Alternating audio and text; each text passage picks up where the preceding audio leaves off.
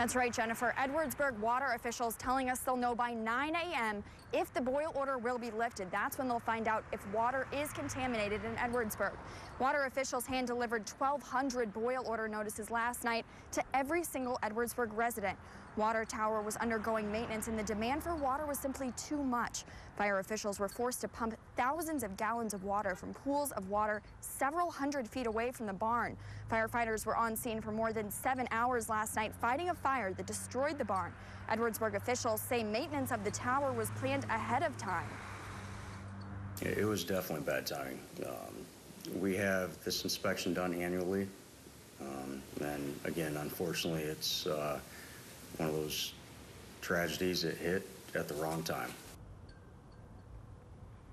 Now, just to reiterate, Edwardsburg schools will be back, or actually, will not be back in school tomorrow. They're still waiting to hear the results of the test tomorrow morning at 9 a.m., and that will determine if they're back in school again on Friday. In Edwardsburg, Suzanne Spencer, WSBT 22 News. Water officials tell me they've never seen anything like this, a boil order affecting every single person in this community of 1,200. And it's closing school again tomorrow for the second day in a row. Now, the water tower was undergoing maintenance when the barn fire broke out yesterday. The maintenance happens every year, though.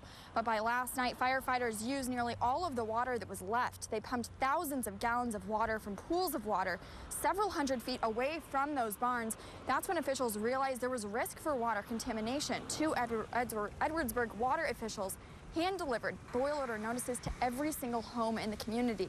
There's a water sample undergoing tests right now, and results will be back in by 9 a.m. tomorrow. But in the meantime, people in Edwardsburg should continue to boil their water until further notice. It's an inconvenience. It's definitely an inconvenience. This is why we're doing everything we possibly can to get everything taken care of as quickly as possible and get the community back to where they can use the water the way they should be able to. Now, we do want to clarify again, people who use their own private wells for their water sources, they are not affected by this boil order. And again, want to reiterate, Edwardsburg schools closed tomorrow again for the second day in a row. They're waiting to hear results back from this water test coming back in at 9 a.m. tomorrow before they decide whether to close on Friday. In Edwardsburg, Suzanne Spencer, WSBT 22 News.